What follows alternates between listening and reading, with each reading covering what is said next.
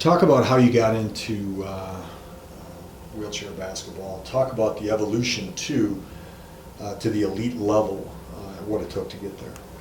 Well, first I got injured around when I was 10 years old.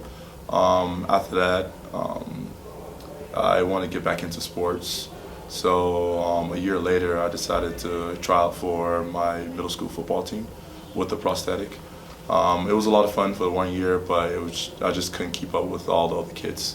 So my mom's friend introduced me to wheelchair basketball, and my mom took me to the, I guess, Paralympic training site or Olympic training site in Birmingham, Alabama, Lakeshore Foundation.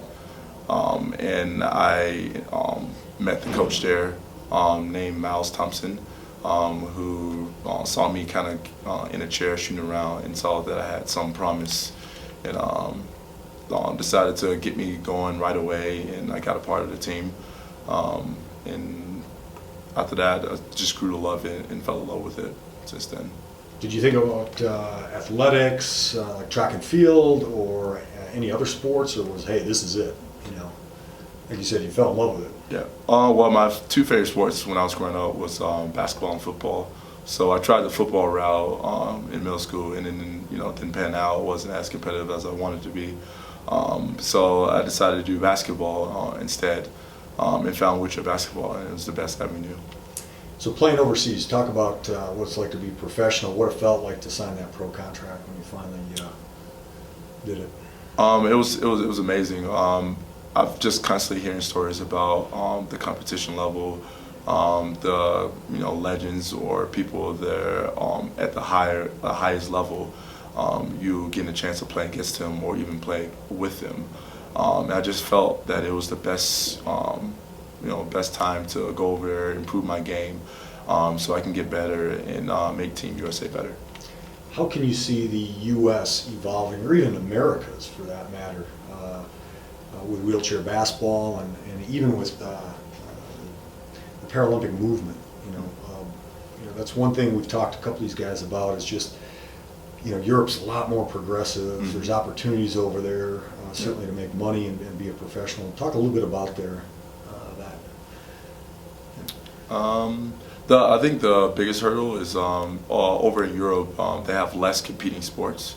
The biggest sports over there is usually football or soccer for them, and then a few kind of minor in like sports like handball or something like that after that, and then there's wheelchair basketball. So for us being in the States, we just have so many competing sports: men, women's basketball, baseball, football. All these competing things that we don't get as much coverage or even sponsorships or funding as much as the teams in Europe would get. So the biggest thing is just kind of getting our voice out there, meeting new people, showing people, because most people haven't even heard of wheelchair basketball or maybe even seen wheelchair basketball. Just getting people the chance to actually see how physical it is, how competitive it is, and yeah, that was just the first kind of step getting to where we need to be to compete with Europe. Talk about skill sets, talk about your own personal skill set, and your role on the team, and then also just talk about skill sets in general about of the game.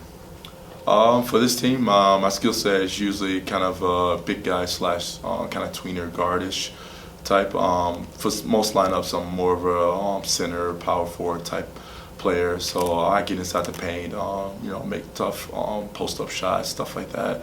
But sometimes the coach would need me to play outside and have a decent range, 3-point and plus range, if the coach needs me to play that type of role. In general, for talk about the physicality of the game. Maybe that's one of the things to emphasize. It's very physical once you get to the top level. I know we've had a couple tough games this past week against like Spain and GB. It's very, very, very physical. Internationally, they kind of let a lot of things go, so you can cheer people up a little bit more. Be a little bit more physical with people and kind of get away with it. But yeah, just getting used to that. That was the biggest reason I felt that going overseas let me get used to that physicality, playing against bigger guys that are heavier than me, a little bit stronger than me, that I can kind of meet and compete with them, push with them, kind of get closer to their strength and power. Talk about the depth of this team going into Rio, and then the second part of that question, project yourself 2 months in advance in Rio, and sort of the aspirations of the team for not just the podium, but maybe medal, gold. This team is amazing. I know this is my very first Paralympic team, but I've been on and off USA teams for since I was probably 16. So I would say by far this is the most close-knit team, very together, maybe even close to even saying most athletic from top to bottom team. So we have very, very high expectations leading into Rio. We played a lot of the top teams already, like Australia, who placed second in the Paralympics last time. That lost to Canada. So we're at a good start leading up to Rio, and we're only have things to improve on still, of course, but we're right there. We know what we need to do. We know the teams that we're playing against, and we're pretty much just looking forward to playing in a gold medal game, hopefully, and being on the gold medal and getting a podium. Well, we can on the podium, get the gold medal. Talk about the two symbols as an American that you're wearing right now, USA and Nike, which are Nike's a very American a company as big as they are internationally. Talk about the USA, what it means, have that on, and also the Nike symbol. Being able to wear USA and represent your country overseas or wherever is just an amazing feeling. I know when I was growing up, because I got injured so early, I personally wanted to even go into the military, go in the army, stuff like that. So this is kind of like a secondary way to kind of represent my country and show the world what USA has to offer. For Nike standpoint, I know since I was a little kid, I've always worn Nike. It's a very reliable brand. They have all the best, I felt, equipment, everything you need to kind of take that next step to compete against the best players you need to be. When you talk to kids, how do you inspire them? What gives you, obviously you're at an elite level as an athlete. How do you inspire kids, both disabled and enabled? I mean, what do you say to them? What provides, you think, motivation for kids nowadays, especially in this country? I know for kids with disabilities, because I've done a couple of basketball camps here and there this summer to kind of give back to my community. So a lot of kids come up to me and ask, how do you get to this level? What do you need to do? What extra stuff? I mainly tell them that you just need to be able to self-motivate yourself. Go into the gym by yourself, shoot layups, work on things that you think needs improvement. Even asking your coach or other people feedback what they think, looking from an outside point of view, what you need to work on and focus on that. Because there's only so much you can do in team-based scenarios or team-based practices. I feel like the most growth for most people is being able to do things on your own, working on the things that you need to work on.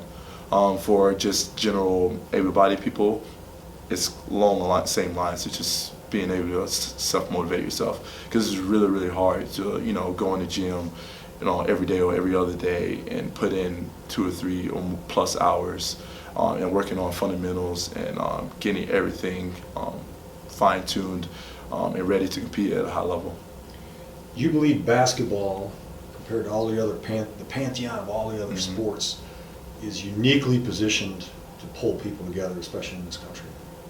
I think so. I've always loved team sports since I was little, so I feel like just us being a team kind of shows that we have the country on our back as a whole, and we're looking forward to in Rio to represent that we're gonna bring home a gold for USA as a country as a whole. Because Josh was talking about it's unique, it's uniquely American sport. Yeah. So you want to protect that. Yeah. And so I think that's where I was going with the question. Yeah. That you got some extra pride. Yeah, of course. The fact that it's an American sport, so to speak. Yeah, definitely American sport. It's one of the first sports that was kind of founded. So it's probably the best one of the top sports that are probably out there, NBA, NFL. So yeah, just being able to be a part of basketball in general, it's amazing in itself. So.